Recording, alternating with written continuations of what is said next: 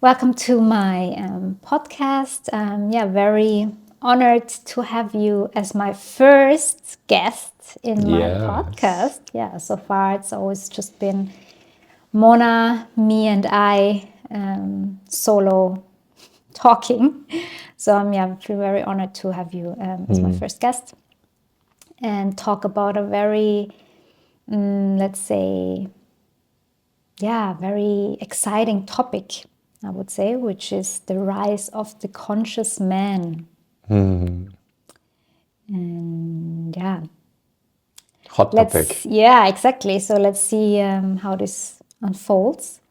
As usual, the way we are not people who prepare things into smallest details. So we somehow go with the flow. But I do have a few questions in mind that I would love to ask you. Yeah, let's go. Let's just keep it as some kind of friendly conversation. So for everyone who doesn't know Patrick is my partner, my boyfriend, as I like to say, partner in crime. We are a romantic couple, and at the same time also somehow business partners, as we also work together. And a lot of things we've gone through together already in the past years, a lot of things that helped us learn and grow. And that eventually also helped you, I think, too. Of course, also me, but also you to step Eventually into... brings me here Exactly. as you have questions. Step into the role of the conscious man, whatever that Sure. means. So maybe let's start with that. Maybe let's start with a short introduction for the ones who don't know you. So I'm Patrick, and been in Vienna doing energy healing work, which you discovered with me.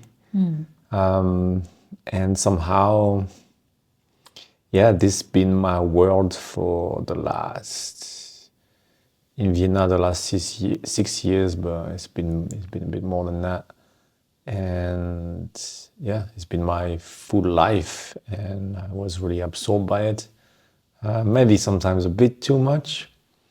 And this way brings us today also to talk about it.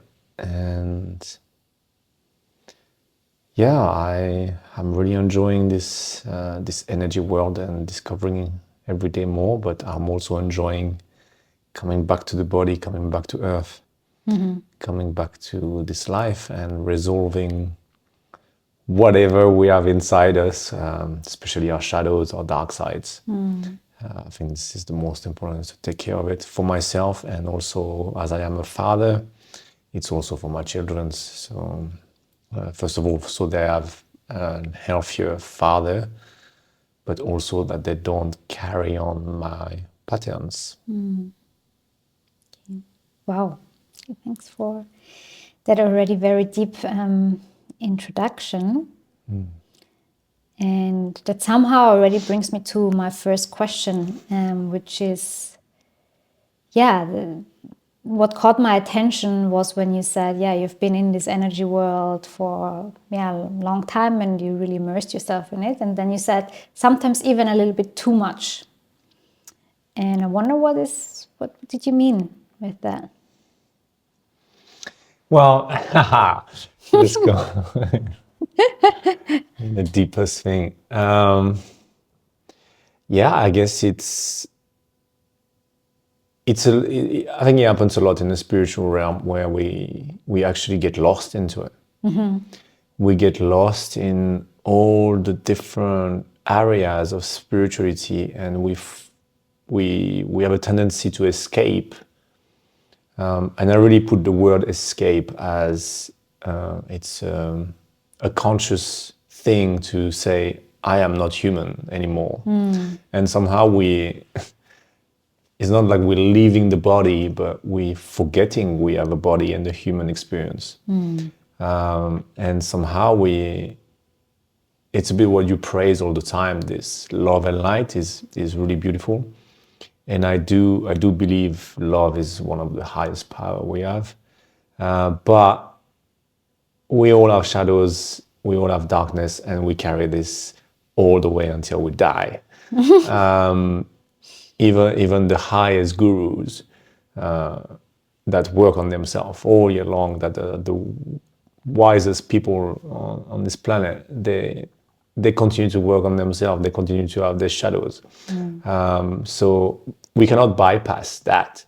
And I think, to come back to your question, I think being an energy healer, constantly being in touch with the spiritual realm, and not only working on myself, but experiencing different things, but just living the life. It's such a passion that you're living it, and you're forgetting somehow that you have this human experience, and you need this everyday life to not to come back, but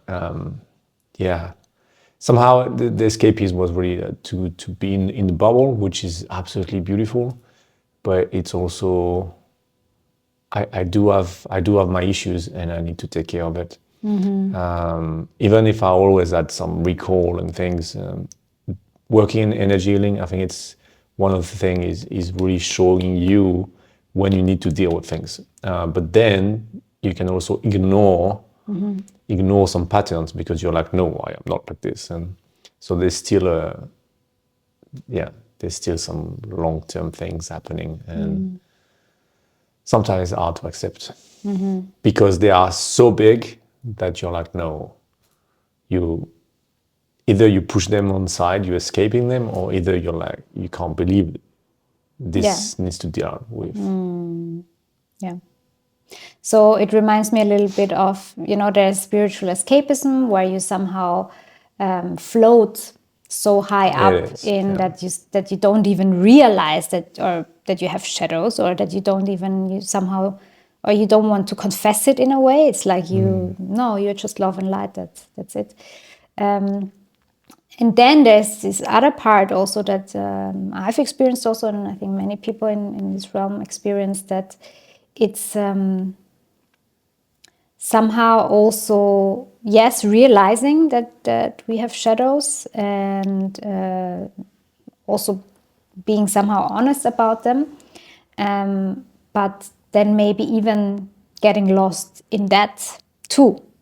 So then somehow being in this endless cycle of, I have to work on this and on that. So somehow it can go yourself. Exactly. So somehow it can go in both directions. Either it's you're this non-human being, formless energy floating around, just spreading love and light, or you are that super shadow aware, somehow darkness facing person that somehow can't get enough of trauma work.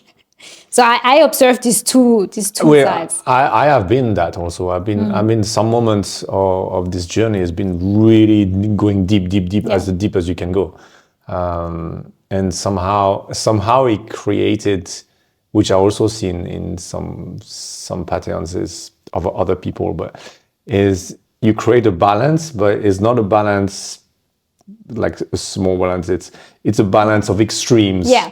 And actually it's I also love it. But there's the danger you get lost into it because you're always forgetting the other side, and so on both and then sides, it catch you so fast that you go on the other side and you oh my god. And so either you floating in space, or either you coming back to your body as a violent thing.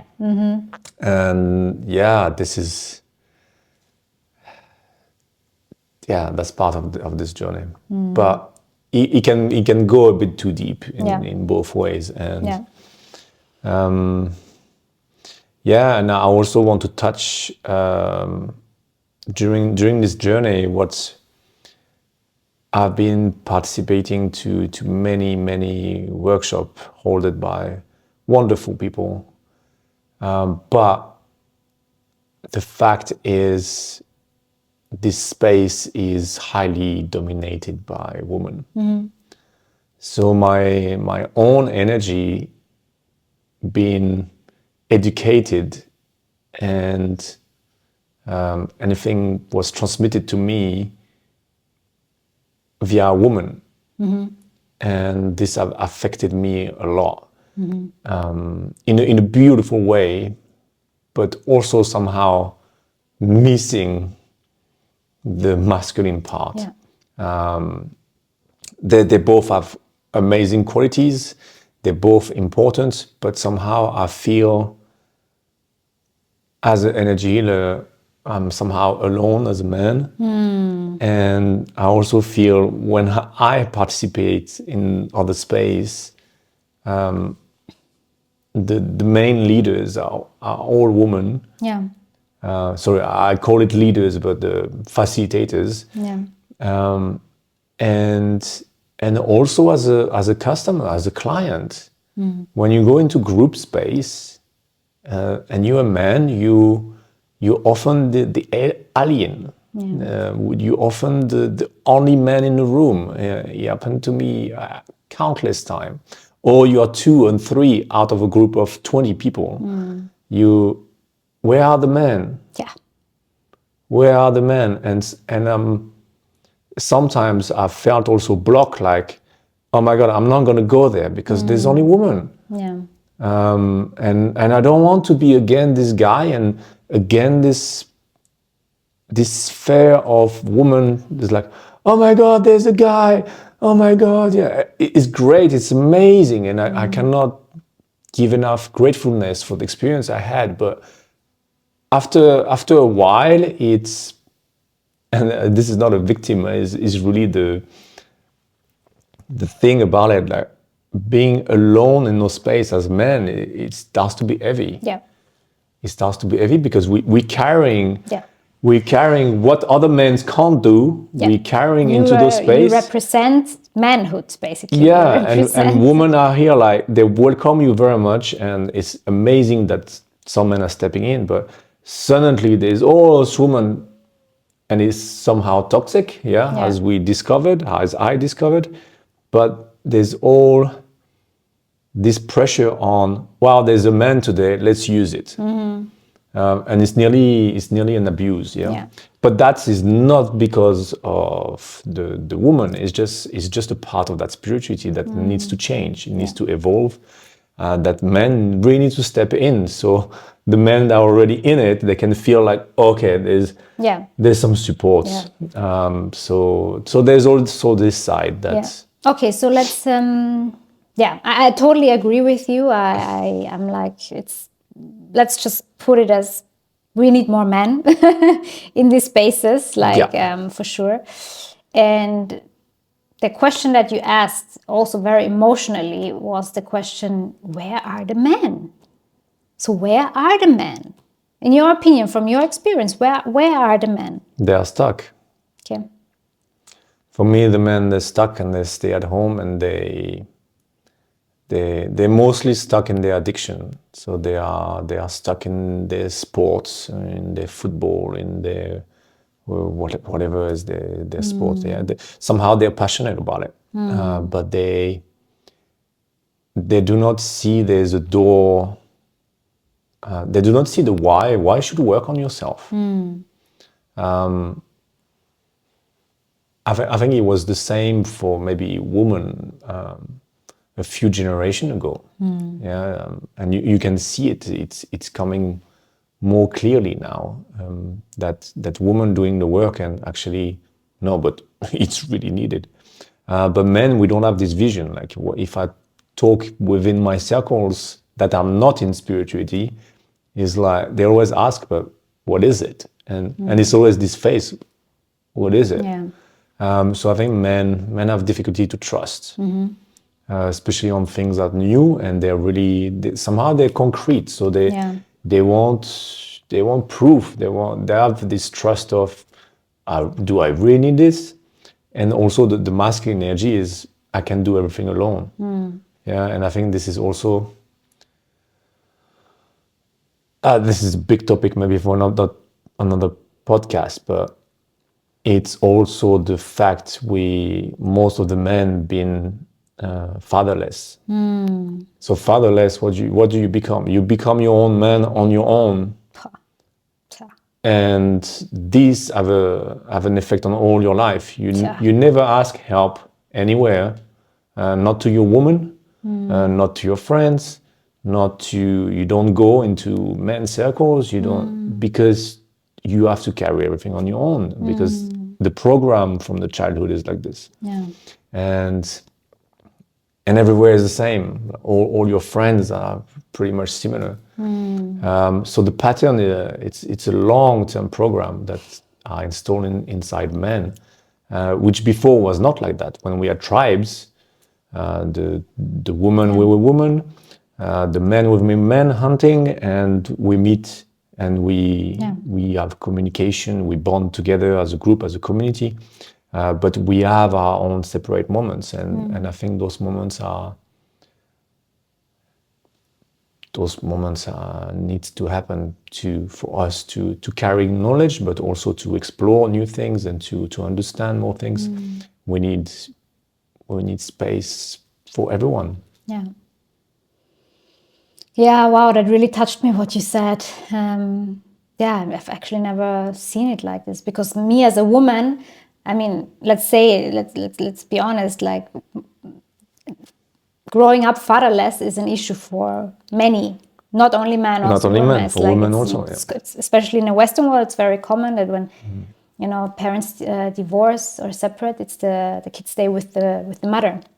So this being fatherless affects us all, but I always just saw it from the women's perspective. But now, what you just said, that when you grow up as a man without a father, what you have to do is you have to become your own man on your own, which really sounds very painful to me. It sounds very painful, actually. It sounds very, very alone. So that really opens my eyes on the fact why men somehow, are not used also to community and to connecting with other men and having the feeling they need to figure it out on their own. So so it makes a lot of sense. And I wonder, since we're talking also about the rise of the conscious man, so we also see things shifting, right? Like we see things, especially let's say in the conscious community, that more and more men, even though it's slow, but it's happening, are somehow longing for connection, especially with other men, as you just said. Like there are these men that longing for connection, and they are already connected with, the women in that cycle, but more and more men are also really coming and are specifically looking for this connection with other men. What can you observe here, like any changes that you could observe in the last years? Well, I'm for myself just starting to explore this realm and facilitate in that space.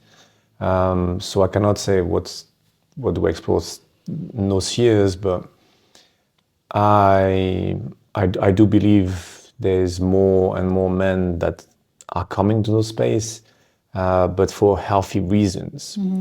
I believe in the past it was more the men community or the men circles was somehow a little bit toxic, as it was a lot of competition. It was a lot to do with the body, with some fighting, with some really heavy duty man, they were actually making it worse because they were giving a lot of separation and a lot of competition. But what I can see now and what I have experienced is, there's new space for men, but much more conscious, and it's healthy masculinity. So it's a lot of honest, clear, truthful communication, and that's the door about it, because by being honest, you take your own responsibility. And then there's, I think, new tools. There's some tools which are becoming more popular, let's say, is especially breath work. I think it's women are going towards it, but somehow because it's very physical, maybe it's a bit less. but men have a very deep impact, and that's also a link, because the men and the body, and the movement, and physical, it's a true force of change for men, or transformation. And I feel in no space, breathwork, I definitely have this space, but also this radical honesty with each other's, I think, is the root of everything. Because what's the reputation of men? Okay, the women too, but men typically, when they cannot express themselves, either they go to their cave, or either they start to lie. When they can't be understood, you have to start to lie to bend the truth, and to somehow, for the woman to accept you, or for your whatever colleagues or whatever, you sneak around, and this, you're losing some masculinity, you're losing your truth, you're losing your direction, and I think that's dangerous. And this is where those spaces, there's an evolution in those spaces where truth is really pushed forward as this is the core, and it's how it should move forward, because then you can really build something strong, where every man have his own accountability, and all there's other men also who are responsible for each other's. It's beautiful that you see this, or that you personally, I know, have experienced this kind of space for men also. So as you said, not just this very toxic one where it's only about the body and competition and so on, but where it's still about working on the masculinity, but in a, let's say, more balanced way, maybe in a more healthy way. So I'm really glad that these spaces are arising, and that you've also experienced it, and that you also bringing it out now with your work. And I want to go circle back to what we said before. So we said, that the men are stuck, but that there is a little bit of a movement of hope. Let's put it that way. And I would like to something that we discussed not too long ago, which I think is worth mentioning here, is we talked about the fact that actually it has to happen, the rise of the conscious man. So it's not even a question of the will, let's say, the personal will of man, but it's actually a collective movement that needs to happen, because women have done so much work on themselves. And we've maybe gone through an era now where it was heavily, women somehow went in this fear. I'm not saying, I really believe, I'm not someone who says women are always leading the way, but I would say in that spiritual field, in a personal development field, I definitely see that. And they've really done their work, and are still doing it. And unfortunately, for some, let's say especially couples, that also often meant that the woman evolved much faster, and either the man somehow just couldn't deal with it anymore. The woman also couldn't deal with the man anymore. They just developed too far from each other. And that's now the other scenario, the man decided to catch up also. So consciously or unconsciously. And I think what I want to say is like that the universe is always looking for balance, right? Like that's the, let's say, the natural state of everyone, of everything, is balance. And as you also said before, if you go this direction, it will pull you automatically into this direction. So it's always the act of balance. And if we take this as an example for, okay, women have done that amount of work, the man cannot stay here, or let's say even if he stays here, he somehow, it has to balance out in a way, it has to come together.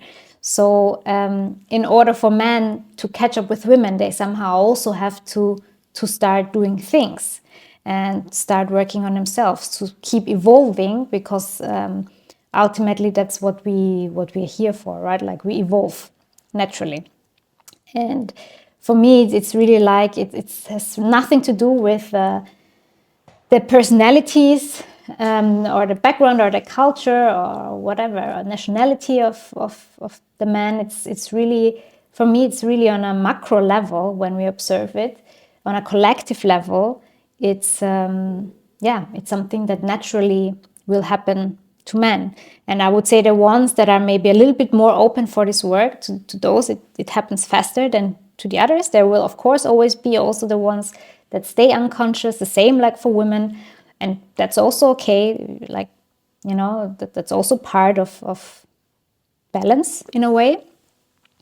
But yeah, what do you think about that that theory that somehow it's not even, you know, like also sometimes when women are like, they're so desperate, you know, and they're like, oh, where are all the men? And I cannot find a conscious man. And I don't know. Would you say this could be something that that carries truth, like that? It's we don't actually have to push men because it will, and it is already happening more naturally now. It is happening more naturally now, but no, you don't need to push anything. It's the same everything. If you push, it's gonna go the other direction. I think I did experience that, and I can clearly see it in all my teachings. The main point was also do not offer your work to people just like that, you know, because you made that training and suddenly you want to offer this to people for them to try. No, they have to come to you. Then you can offer it for free. But if you offer it to someone, they will not take you seriously, first of all. And if they don't believe, they don't believe. So they're not going to experience it fully. So this brings me to your partner. If you pushing your partner, oh, you have to go there, you have to do this, you have to do that. And the partner is never gonna. Maybe he's gonna book an appointment, but he's never gonna show up. And I had this many times. You know, women try to bring them in and say like, "Oh, I booked you a session, Patrick. Yeah, I booked a session for my husband." And at the last minute, 2-3 days before, the husband is like, I'm sorry, I have to cancel it. You know, this happens all the time. They don't want to come. They don't want to come, and that's it. And actually, men show their boundaries. No, I'm not. I'm not ready. But for me, the best way a woman can push men in an indirect way is to show them the transformation they're going through, to show them how much they're evolving. Of course, there's always, as you mentioned, there's a gap of if one of the partner goes in that direction and this partner, even is staying on this path or going there, at one point is going to break. Yeah. But that's also a pattern of, for this woman, she's making the right call, she's going somewhere, she's going in her path. But for the man, even if he's stuck and the couple is separating, well, then this man is stuck with a lot of questions. What the hell happened here? Why did I lose the person I love? Why did she make this work? And maybe this guy, when he's alone, is going to start to do his work. And that's the beauty of it, yeah? Then if it's really splitting apart, well, unfortunately, this is also part of spirituality, is you need to carry on. Yeah. But most likely, if there's quite some awareness on the side of the man, if the woman starts the work, as usually it is, for me, if I have to put a number on it, with 90% of the couples that I see, the woman started the work. But by any means, maybe she started to study tarot or astrology, or maybe she started just yoga or some coaching, as we know, is also a door, or maybe some breathwork, or maybe like here some Reiki kind of energy healing, or there's all kind of maybe constellation or some other practice, but in any way, the woman is most likely to lead, and this, the man will follow only if he is truly inspired and say like, and he have a proof like, wow, she's really do something that I don't understand, but I can really see the effect. And then he will be like, okay, either he will try to do things on his own, so he will find something that he resonate with, and like, okay, I will try to do something, and those, like, for me, this is the holy grail, like the guys who are doing things on their own, who are going into spirituality on their own. Congratulations. But also most likely he will probably ask his partner and say, hey, I really see your progress the last 2-3 years. Recommend me something, or take me with you somewhere, or something like this. Because actually the woman doing all her stuff and never proposed the man. And that's also a challenge for the man. Like, actually, she never pushed me to do it, and it somehow it creates a calling for it. So for me, women is to keep doing their work, and men automatically, it's as you say, it's they're getting drawn into it. And it's not a must do. I believe some people have to stay the way they are, but I believe for not humanity, but on the conscious level, men will be more aware, and we just need also to support women. Even in spirituality. I think we were talking at one point, like the leaders of the spiritual world, they're only men. And there, on top, that's true. there is also a disbalance. That's very true. So what's happening? I think Alan was talking about it. This hierarchy is like a kingdom there. It's only men on top, and it doesn't make any sense. So I think there's a lot of change on every level to be done. And there's a lot more communication to happen in the spiritual realm. But the forces of men and women in the spiritual realm needs to be more in balance. What really touched me, what you just said, was you used the word inspiration. And that actually gave me somehow a picture, which was that, somehow, because we as women, we often ask ourselves, and I think especially the women who are with a partner that, they wish he could do a little bit more work on himself, or the women that are also alone looking for, let's say, conscious relationship. We often ask ourselves, okay, what can we do? Like to integrate, to bring more men. How can we get them? We somehow become like, active. And I think what you just said is actually such a beautiful reminder of the best way to get a man, like in the sense of get the man doing his work or their work, is by just doing your own as a woman, just keep focusing on yourself, doing your own, and kind of attracting men through your own embodiment and not through pushing. And that reminds me again of the healthy masculine and the healthy feminine, that somehow when we as women, we start pushing men, actually we get into our masculine. And that does not trigger the healthy masculine in men. It actually triggers the either toxic masculine or the feminine even in men, which is then not doing action, but doing the opposite basically. And some men will love that, but it's also toxic for them. Exactly. Because then they become like, this is my mother, kind of. Exactly. She's taking care too much. Yeah, exactly. I think that happens very often in couples, that the women, especially when once kids are involved, they become somehow the mother for everyone. And there are so many directions we can go into this, but I think the main point here was to remind ourselves as women, the best thing to do is live our life, do our work on ourselves, and be an inspiration, be a muse. I like the word muse also, like that's the natural state, for women. We are a muse. When when we are fully in our feminine, like we are attracting, we don't chase. So the man, like when you said, feels inspired, it's the muse that inspires him. So yeah, I really like that that reflection that you had. It should be. Yeah.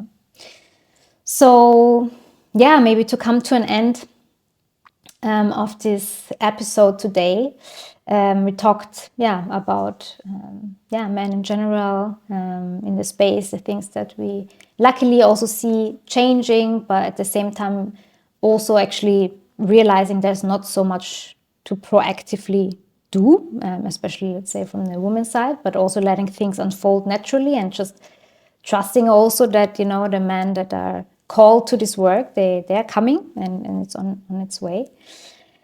What is something that you would like that is important for you maybe to still share about this topic? Maybe also something personal or anything that you feel like is important for you to add?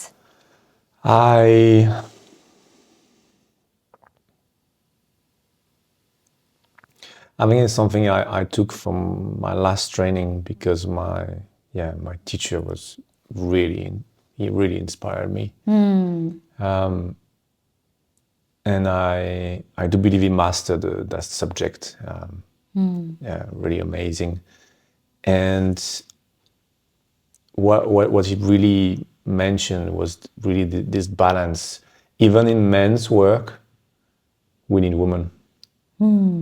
We need women to support men, to still be present, because without women, men's work can't exist. And I think for me, this is the most important. Is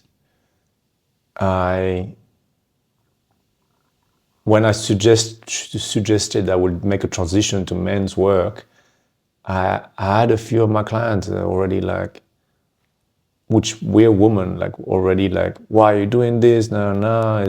It felt like I was giving some, not aggression, but I was offending them.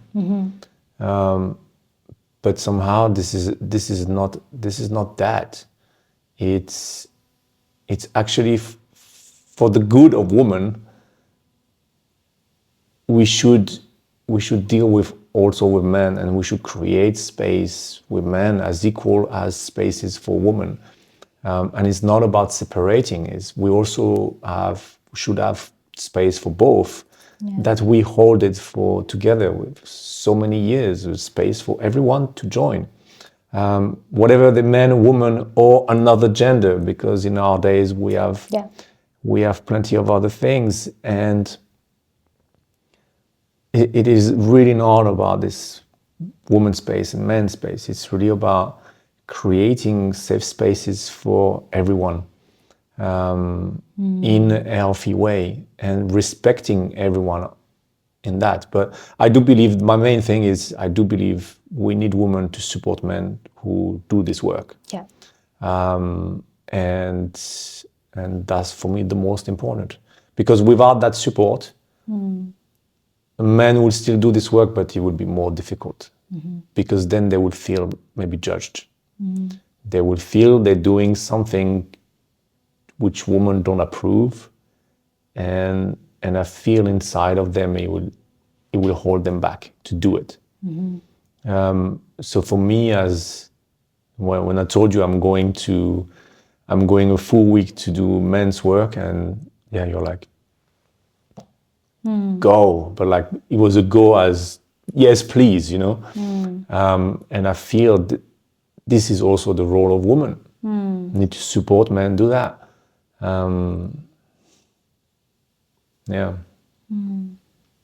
It's not only about men doing men's work. No, exactly. That's beautiful.